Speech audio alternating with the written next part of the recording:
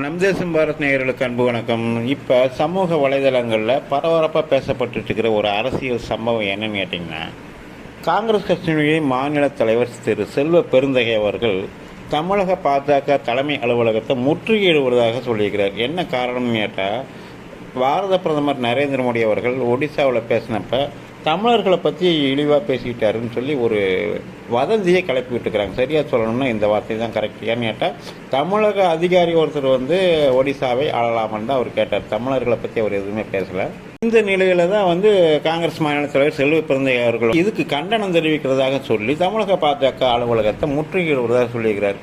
இதனால தமிழக பாஜகக்காரங்க பயந்து போயிட்டாங்கன்னு தான் சொல்லணும். ஏன்னு கேட்டால், ஏற்கனவே கிட்டத்தட்ட ஒரு பெரிய ரயில் மறியல் செய்கிறதா சொல்லி முன்னாள் தமிழக காங்கிரஸ் தலைவர் அழகிரி அவர்கள் ஒரு ரயில் மறியல் பண்ணார். அதில் கிட்டத்தட்ட 400 பேர் கலந்துப்பாங்கன்னு சொல்லி எதிர்பார்த்த நிலையில் 4 பேர் தான் கலந்துக்கிட்டாங்க.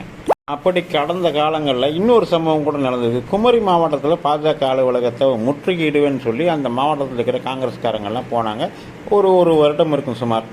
அப்போ என்னாச்சுன்னா, போனவங்க காங்கிரஸ்காரங்களை என்ன பண்ணாங்க, காந்திய வழியில் நடந்துக்கோன்னு சொல்லிட்டு இருப்பாங்க. ஆனால் இவங்க ஒரு கும்பலாக கோஷம் போட்டுக்கிட்டு குமரி மாவட்ட பாஜக அலுவலகத்தை முற்றுகையிட போனவங்க திடீர்னு ஒடியாண்டாங்க. ஆனால் ஒடியாடுறப்ப அவங்க தலையில் ஏதோ தக்காளி சட்னி மாதிரி எதோ தெரிஞ்சது. இப்படியெல்லாம் கடந்த காலத்தில் காங்கிரஸ் கட்சியினுடைய வீர வரலாறுகளை நம்ம பார்த்தோம். இப்போ என்னன்னா, காங்கிரஸ் கட்சியினுடைய மாநில தலைவர் செல்வ பெருந்தகையுடைய இந்த முற்றுகை அறிவிப்புக்கு தமிழக பாஜக தலைவர் அண்ணாமலை ஒரு அறிக்கை கொடுத்துக்கிறார். அவர் என்ன சொல்லிக்கிறாருன்னு சொன்னால், பாஜக அலுவலகத்தையும் முற்றுகையின் தேதி முன்கூட்டியே நீங்கள் சொல்லிடுங்க.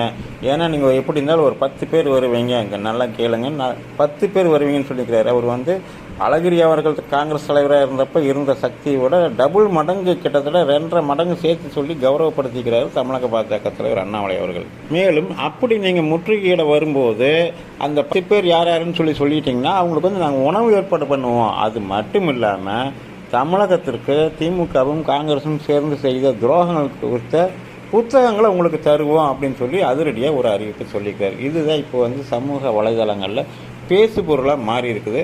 பொறுத்திருந்து பார்ப்போம். காங்கிரஸ் கட்சியில் ஏற்கனவே குமரி மாவட்டத்தில் நடந்த மாதிரி ஒரு தரமான சம்பவம் சென்னையிலேயும் நடக்க போகுதா அப்படிங்கிறத பொறுத்திருந்து பார்ப்போம். தமிழக பாஜக இதை எப்படி எதிர்கொள்கிறாங்க அப்படிங்கிறதையும் நம்ம பொறுத்திருந்து பார்ப்போம். நன்றி, வணக்கம்.